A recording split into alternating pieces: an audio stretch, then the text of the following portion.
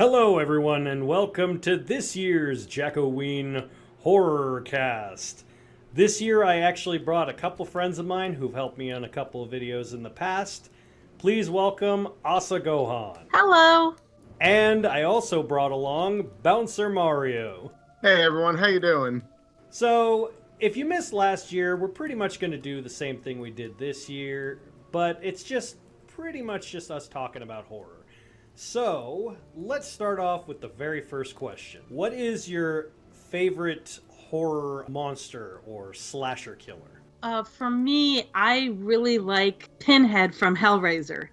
I recently watched the first movie and I was just really blown away by the special effects, and the story was kind of campy but really dark, and I just really loved the acting by the person who played Pinhead, and it was just really, really solid. And now I want to watch all the other movies. The other thing is that it was almost kind of, the movie itself was almost kind of comical in a way, because that one lady, the wife, was such a bitch. And I would say for me, my favorite slasher horror icon would easily have to be Freddy Krueger.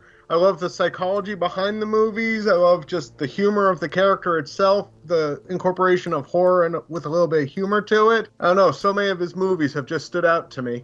My personal has always been Michael Myers, because unlike all the other ones, he's always just been kind of like almost like a ninja in the way he operates, but he's also darkly playful. Like, he'll actually booby trap the way he lays out bodies. Like, he actually makes the houses of the people he kills into haunted houses, essentially. So I like that about him too, but he's just always been my favorite. That's why I'm so happy with the new trilogy, what's going on with that. Asa Gohan, what's your opinion of the remake? Apparently they're going to be remaking it, but they're going to have a female Pinhead, because I guess in the original book it's kind of more feminine, I guess. I actually really like the idea. I think it'll be a kind of a nice, fresh, interesting take on the character to have a girl do it. I'm actually really looking forward to it, because I feel like the special effects are going to be even better, and the original author is going to be on it. So I'm excited to see those previews when they come out. What's your take on the terrible Freddy remake? Oh, yeah, about that. I don't know, there's nothing that can just beat the classics for me. You know, those first few, especially 1 through 3, those were, great in such a campy way. I don't think you'll ever be able to get that again. Since you haven't really watched the Hellraiser movies, I will tell you the first 3, fantastic. Probably don't watch the rest of them. There's too many, and they got really stupid. Like, Leprechaun level stupid, almost to that point. Even the director of the 4th film, he wanted his name taken off, so it literally says directed by Alan Smithy. It actually says that. Oh my goodness.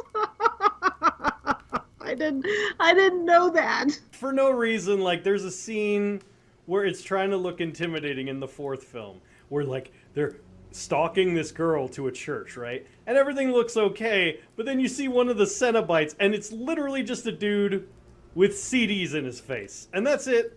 And it's just like, really? That's the most creative way you could think of? They call him CD face. What? Say that again. CD face? Yep. Moving on. What was the first either horror movie or introduction into horror that you can remember? Like the first time you ever got introduced to the horror genre. I'm gonna start with you, Bouncer. What do you think? My first horror movie that I ever watched, and to this day it's actually still my favorite horror movie of all time, is actually The Shining.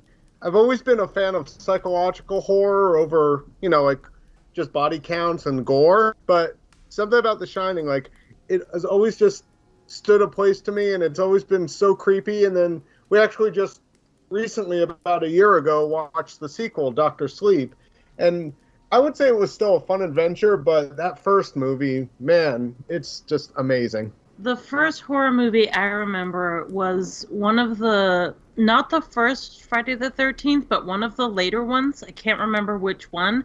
And I remember being very scared by it. I thought that the effects were really cool, but I was very scared by it. And I didn't watch another horror movie for a few years.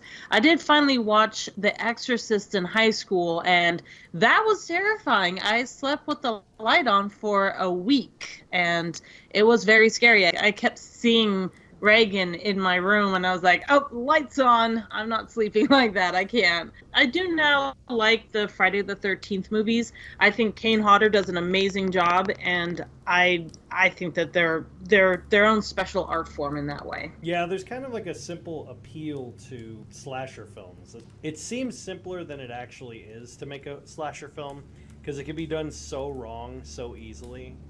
But I think what I like the most about those kind of films is that they, like, the characters are obviously stereotypes. You know, you got the jock, you got the slut, you got all that. But what always makes me interested is, like, they play off of, like, people that you would actually know. So, like, even if you don't remember the names of the characters, it kind of plays off of this whole kind of care about them. What is the most recent horror movie you saw? Oh, It Chapter 1. It Chapter 1. Oh, It Chapter 1. That's a good one. I actually kind of enjoyed that one. The second one was okay, but then again, it just wasn't really scary.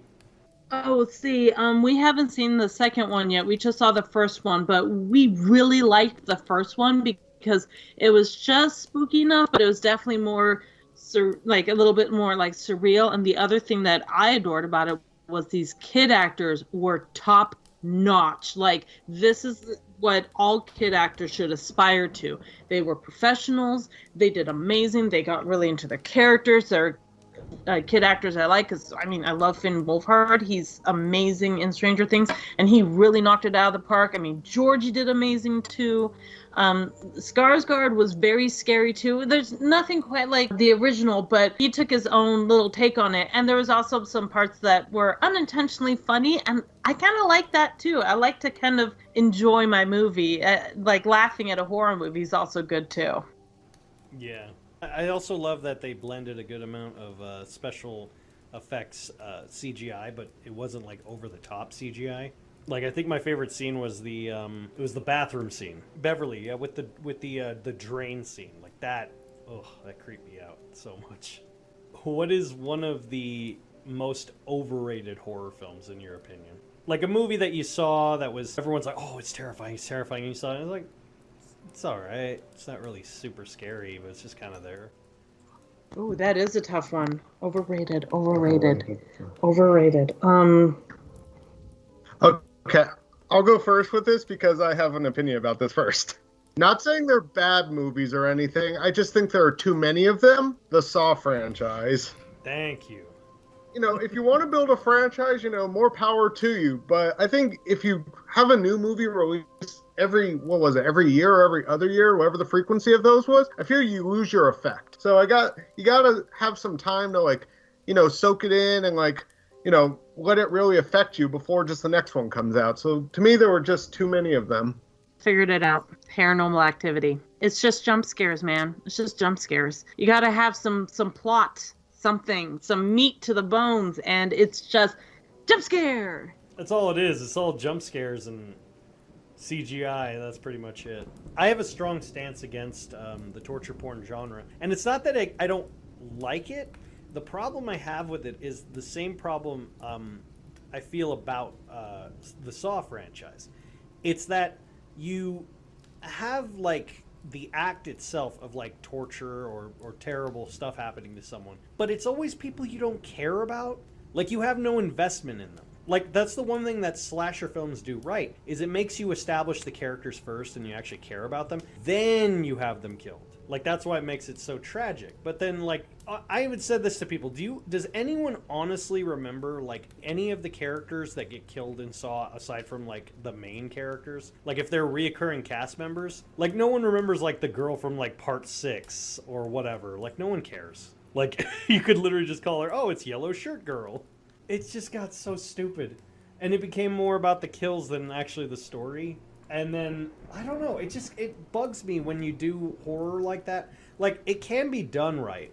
Like, if you watch enough foreign horror films and you see the whole what's quote-unquote torture porn, it can be done really well. Like, I think Audition is, like, the perfect example of doing it. It is so creepy, but you actually care about the person it's happening to, and it gets under your skin because it's not, like, over the top, but it's just creepy enough.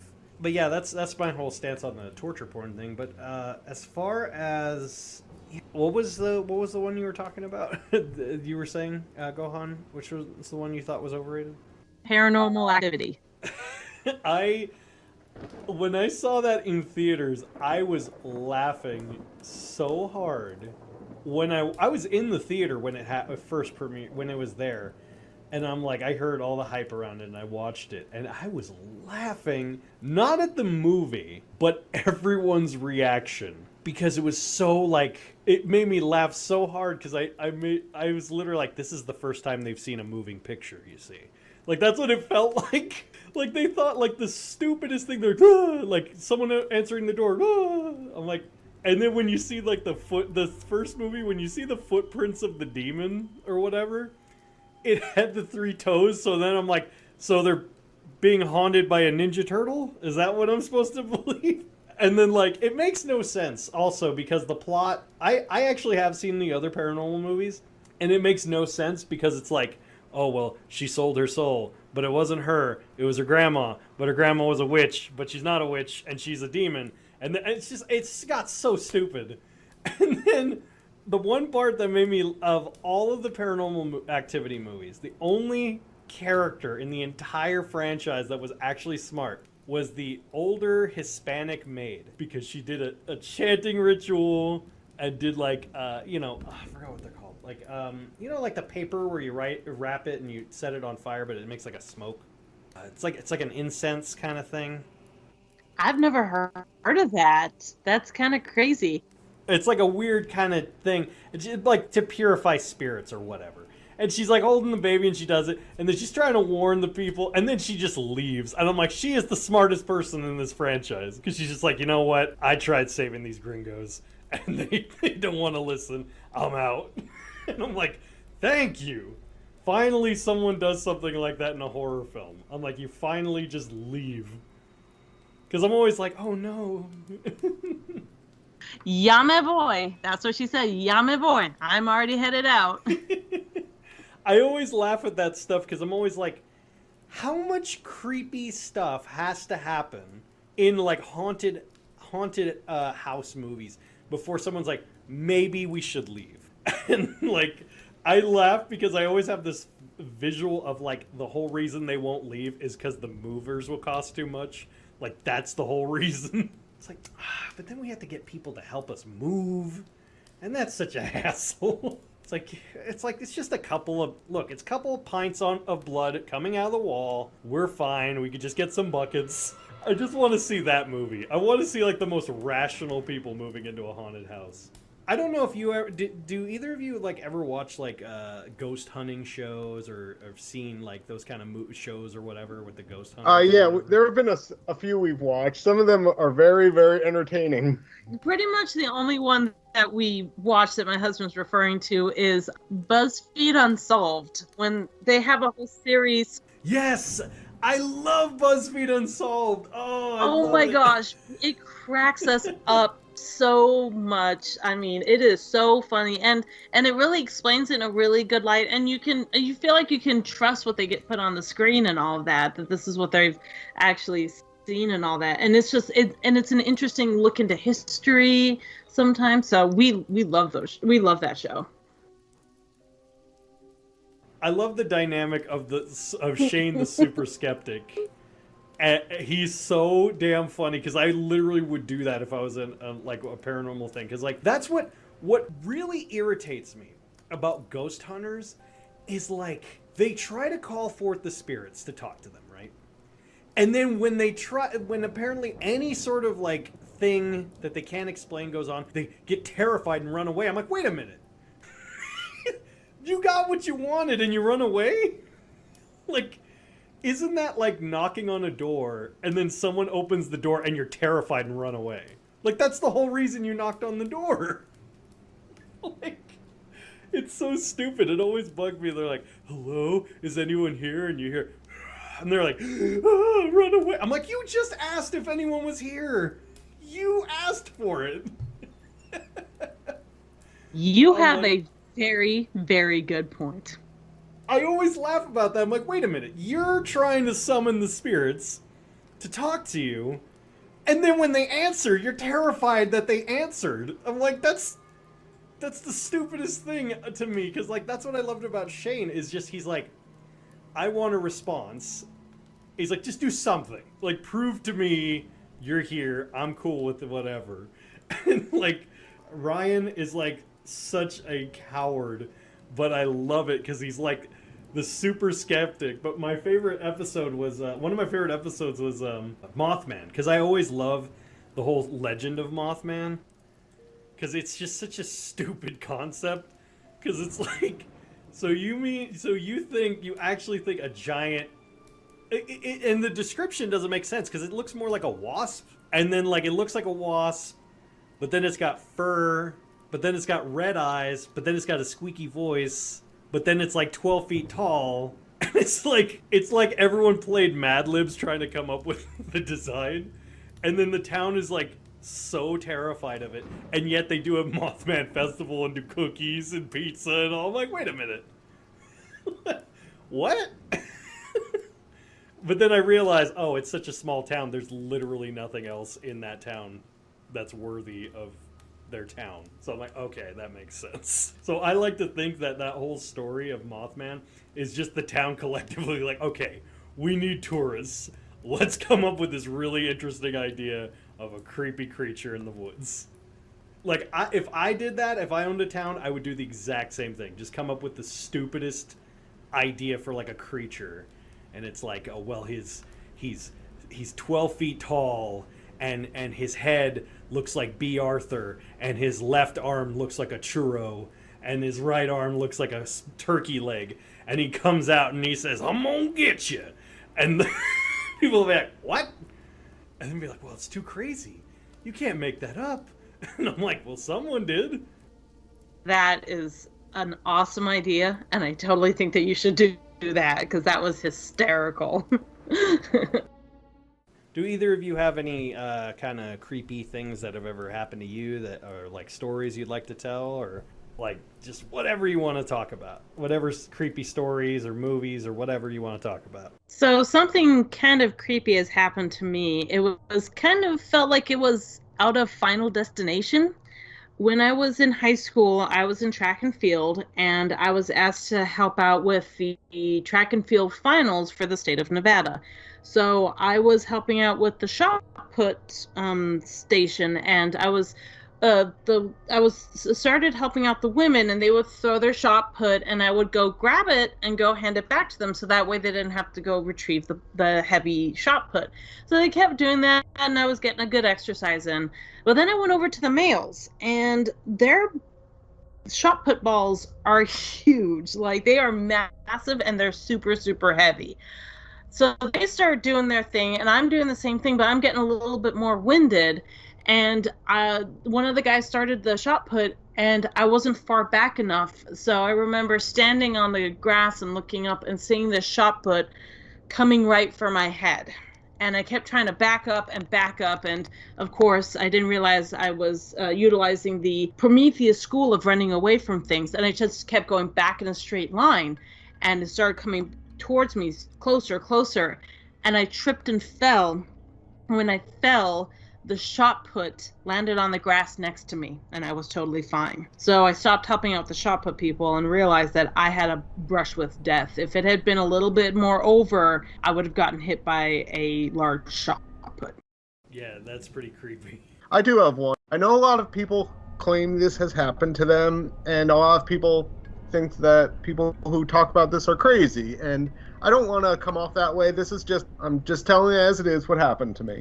I remember one day when I was a kid, I woke up and I started to walk out my bedroom, and there used to be a window right by there. So as I was looking out the window, and this had to have been maybe about 8 or 9 in the morning, bright sunny day, skies, blue, all that, I could have sworn I saw an alien spaceship. As I remember seeing this light way in the distance. It flew completely horizontally from where I was standing. It looked like it was maybe only a foot across, but realistically, at that distance, it had to be a couple miles. And then all of a sudden, the light shot straight up very, very fast.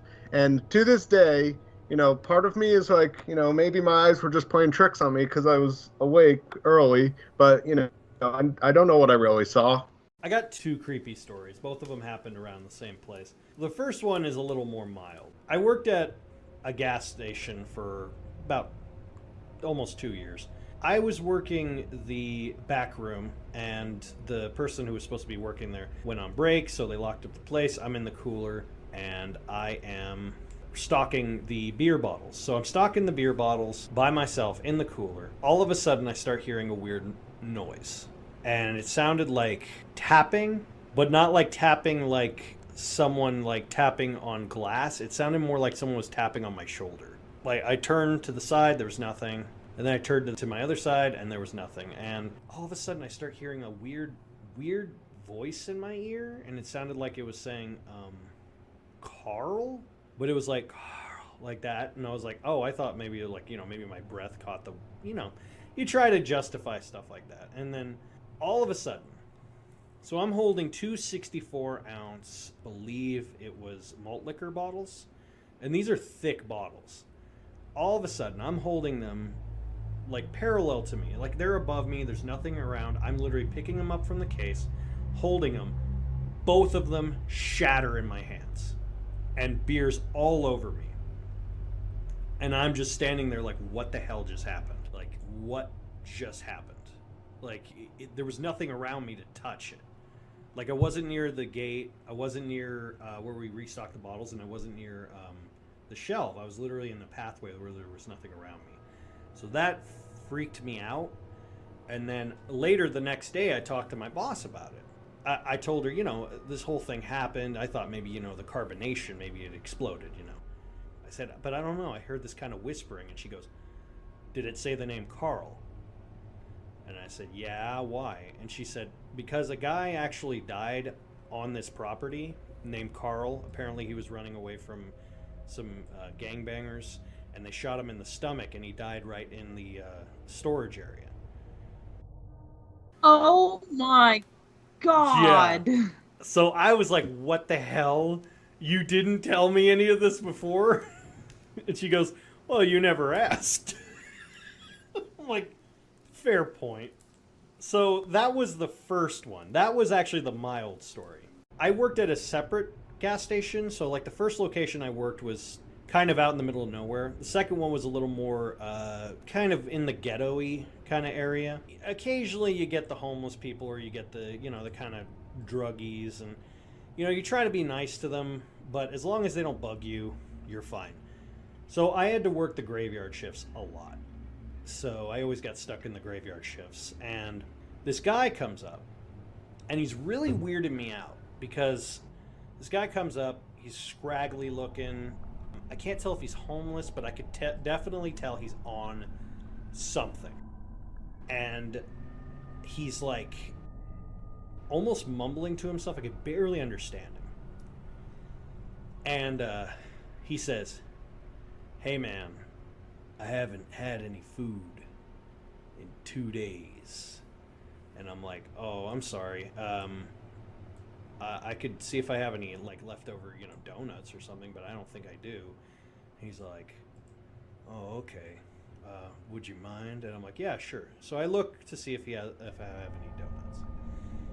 And I think we had like one left, so I'm like, here you go. We're gonna throw it out anyway. Whatever. The guy goes, oh, thanks. I really appreciate it. And he talks just like that too. His eyes are kind of very bloodshot. He's very scraggly looking beard. He has kind of almost looks like Rob Zombie almost. So he's like clearly not cleaned himself at all.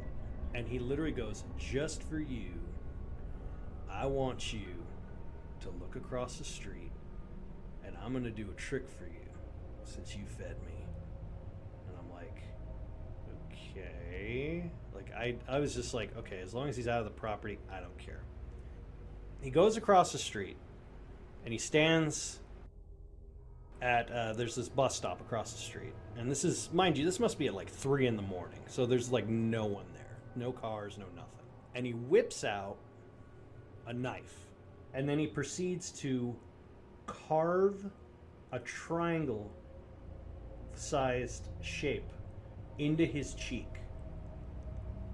and a big chunk of his flesh out, and he pulls it, and then he runs back over. I lock the door when I see him do this. I see a knife, I lock the door. Instinct.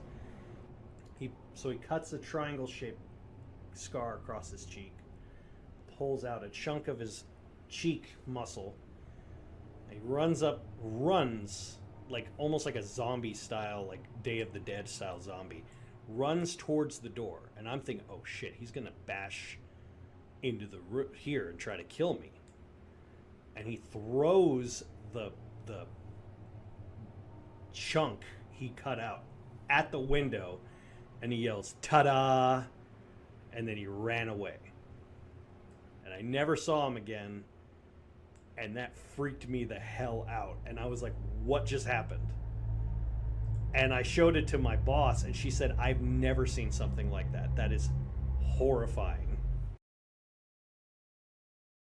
Holy cow. That is so scary. Every twist and turn, I was not expecting anything like that at all. Like I said, it was a very weird job. But short story, I don't work there anymore for obvious reasons. But it was so funny because I'm just like, I didn't understand. I try to be like a person of reason. I still to this day don't understand what the trick was. Like, what was the trick? This is like, I'm gonna make a part of my cheek disappear. Like, I don't. I look back on that and I'm like, what was the trick? Yeah, like, gosh, it must have been so scary and weird. He must have been totally on something. Yeah, his eyes were like buggy and bloodshot. There was something. I don't know what was going on. Something was going on, but the hamster wheel just kept turning and the hamster's dead. I don't know what was going on in his head, but that's what I feel. Okay, so I got another question. What is the most funny or interesting horror film you've ever seen? Dead Alive. The one that takes place in New Zealand that was directed by Peter Jackson. That one is amazing. It is just off the wall, crazy, totally funny, great effects, feels campy, but is just a higher art form. That is one of my favorite movies. Same. I love that movie so much. I'm going to go in the opposite direction here. So you two just said how that's such a great movie that it's so funny. I'm going to go with a movie that's hilarious, but it's hilarious in a bad way. And technically it's called a horror movie. I'm going to go with Troll 2. Yes, Troll 2 is hilarious. Favorite part is not the oh my god part. I've seen that too many times. It's the part where I don't know why. It's the part where the kid's like, I must do it, and he pisses on the food. He's like, and you can't piss on hospitality. I won't allow it. Like, I'm like, what? Who wrote this? That was an amazing sequence too. I mean, it's just a great. That's a great movie too. I have a soft spot in my heart for Dead Alive though. If you've never seen Dead Alive, you will never unsee Dead Alive. Same thing with Troll 2. They're those kind of movies that you know are so quote unquote bad that they're masterpieces at how bad they are. And I love horror films that do that. I think the worst thing any film can do is be boring. Like that, to me, that's a death sentence. If you're boring, why are you even making at that point? Like the whole point of it is to entertain. If you can't even do that for like an hour or whatever, then you've pretty much failed at making any sort of... When you were kids, was there like any...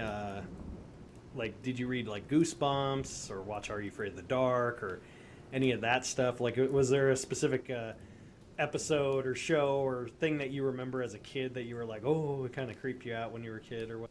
Goosebumps. I was definitely a fan of Goosebumps. I even read the books because I was a voracious reader when I was a kid, I really liked them because they were so creative and a little bit spooky too. And I watched a little bit of the show too, so that's definitely where I got my little taste of horror. For me, I didn't really do much of those type of shows as a kid, but one thing I definitely loved to read when I was younger was creepypastas. I've read, everything from the video game creepypastas to like Slenderman to just there have been countless creepypastas that I've read.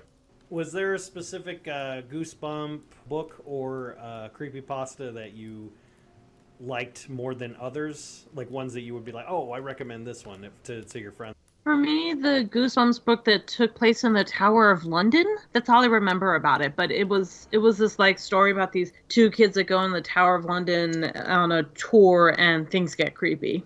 For me, I would have to say if I were to recommend a creepypasta to someone, so if you want to go official creepypasta, any of the Pokemon ones are good.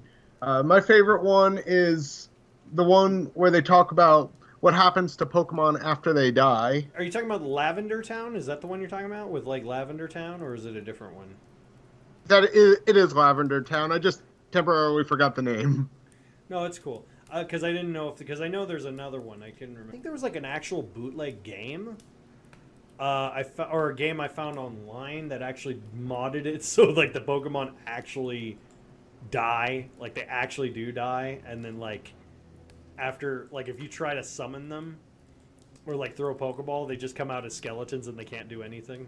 And I'm like, I kind of want that game. Like, I kind of want that to be a real game. No, I think.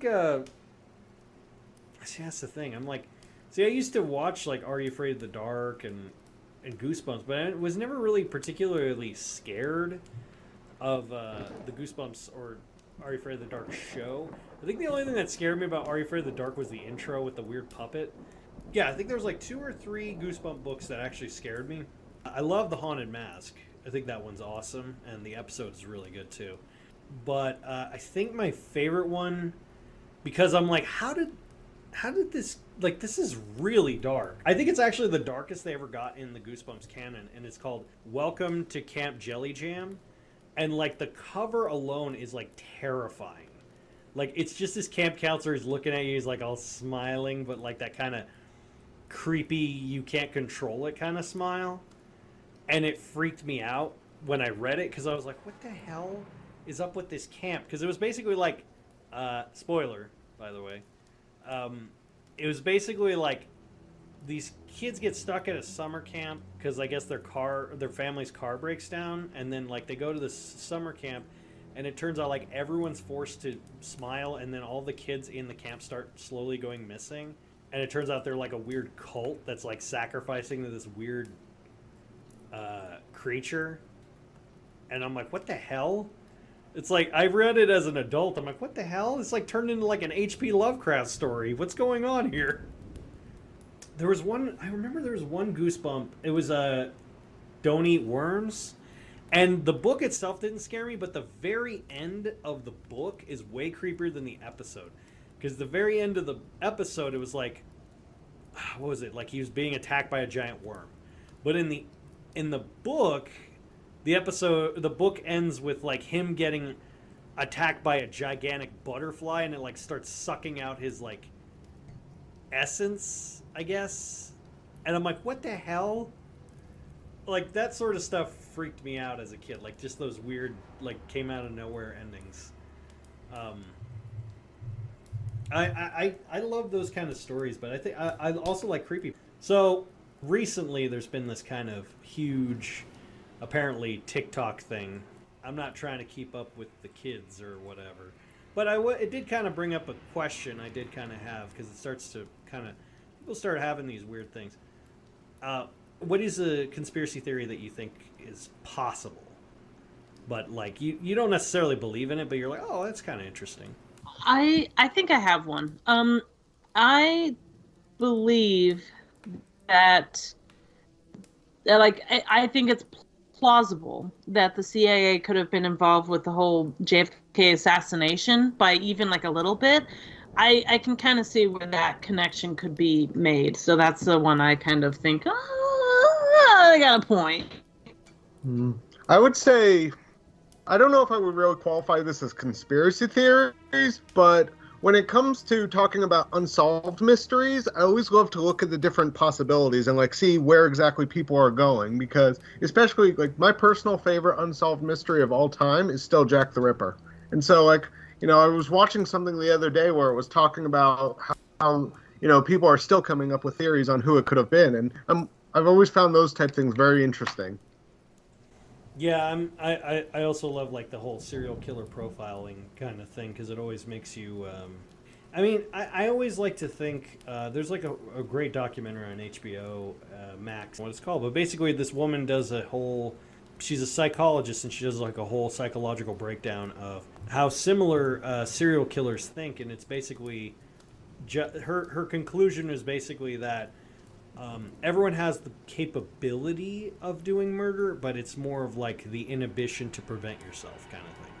Which I'm like, that's an interesting theory. I mean, well, it's possible, but I don't think anyone's going to act on it. But it's more of like, oh, everyone has like negative thoughts, and then there are those that act on those negative thoughts kind of thing.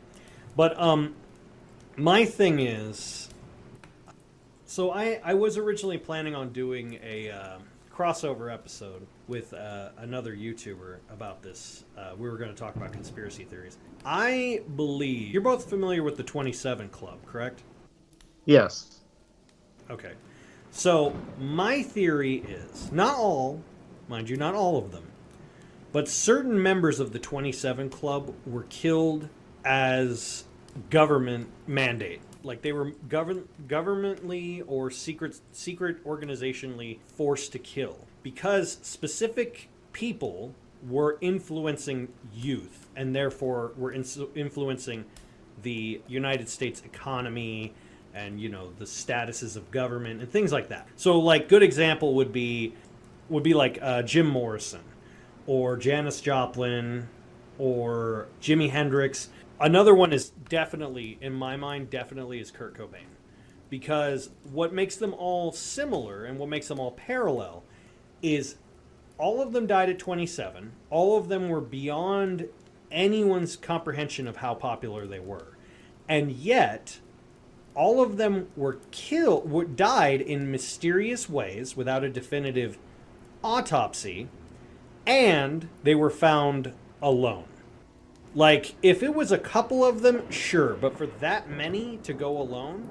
Another one is Robert Johnson. Robert Johnson was the creator of what we now know as rock and roll. He was a blues musician who changed blues into more mainstream kind of dance, like jazz, and what we commonly now know as rockabilly or rock music. And it was referred to back then as the devil's music. So it would make sense, and his death is still ruled as mysterious. Like, to this day, no one knows how he died.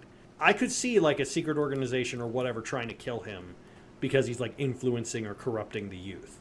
So my theory is that certain members of the 27 Club were actually killed, not necessarily died due to certain circumstances of like their own volition. Yeah, I mean, you present a really interesting argument about that. Like, well, back to your one about JFK, I also believe in that one too, because I think that, have you ever seen the photograph of Jackie Kennedy after, in Air Force One when LBJ became the president and they were in the Air Force One? Did you see the photo of it? Yes. Yeah. Watch LBJ and the guy that's right next to him that was going to become the vice president at that point. They are both smiling. Oh, damn. They were both smiling. And then on top of that, here's another thing. During the drive with JFK, apparently LBJ insisted he drive a Corvette with the top down so people could see him. But LBJ was driving in an armored topped car. So why would he be driving in an armored topped car, but he would insist on JFK being in an open one? Yeah. The other thing is that he, before he became the vice president, he was the governor and he was the senator of Texas. And where did JFK get killed? Texas. So it would make perfect sense if he knew someone who could cover up the killing. Then, as soon as Oswald apparently killed JFK and he was going to prison because he was going to testify about the assassination, Jack Ruby, the nightclub owner, kills him in front of people. He just so happens to kill him before he's able to testify. So it's like, there's a lot of coincidences here.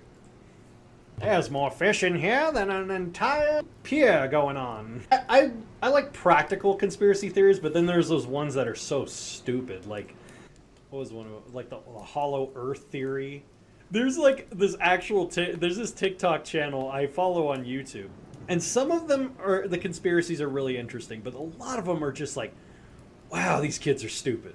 Like, one is that the reason doors have rectangles is because they're protecting the people from evil spirits because it makes a cross, and then the top bricks look like Bibles. And I'm like, or it's architecturally designed to withstand an earthquake. You know, there's that. Like, I'm like, that's beyond jumping to conclusions and stupidity. Yeah, that's pretty bad. The one I think is ridiculous is that we didn't land on the moon.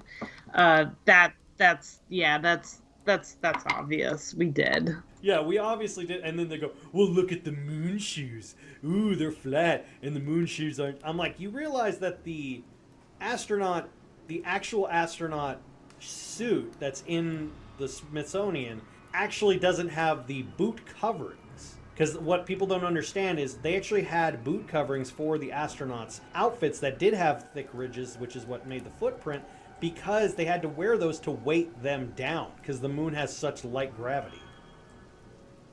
And people don't understand that. They go, no ridges, it's all in a backlot studio. And I'm like, people are stupid. I'm like, I laugh at that sort of stuff because I'm always thinking about how... Oh, actually, I do have one theory. I do actually have one that's... It's not necessarily a conspiracy theory. It's actually one that my friend of mine has actually proven. So, you know Reese's Peanut Butter Cups? Yeah. Reese's Peanut Butter Cups. If you ever get any peanut butter candy or whatever, if you cut it in half, the consistency of peanut butter is kind of more liquidy. It's kind of more shiny. It's got a more like thinner consistency like liquid. But have you ever wondered why specifically Reese's Peanut Butter Cups aren't like that? Why? Because it's not peanut butter. The majority of it is actually brown sugar. So it's actually consistent of like, it's one like 2/3 brown sugar and 1/3 peanut butter. So it has the color and texture of peanut butter, but it's got the solidity of brown sugar. And that's what causes people to eat more of them, because it's pure sugar, you know, on top of pure sugar. That's also why when you eat Reese's Peanut Butter Cups, if you ever notice, what happens when you eat peanut butter? It gets stuck to the roof of your mouth. But when you eat Reese's Peanut Butter Cups, it never happens. Because there's no peanut butter. Our minds are blown over here, man. I know. My friend figured that out because he's a chef, and he actually cooked one down to its solids, and he goes, yeah, this isn't peanut butter. If it was peanut butter, it would stick to my pan, but it's sugar. That you could tell it's crystallized. And I'm like, whoa. So like I found that out, and now I'm like, wow, I ain't gotta tell everybody. And then I'm worried that I'm gonna have to deal with like peanut butter Gestapo coming in and like, we must silence him. No. So if you're ever wondering what happened to me, now you know the peanut butter Gestapo took me. Gotta look out for Big Reese's.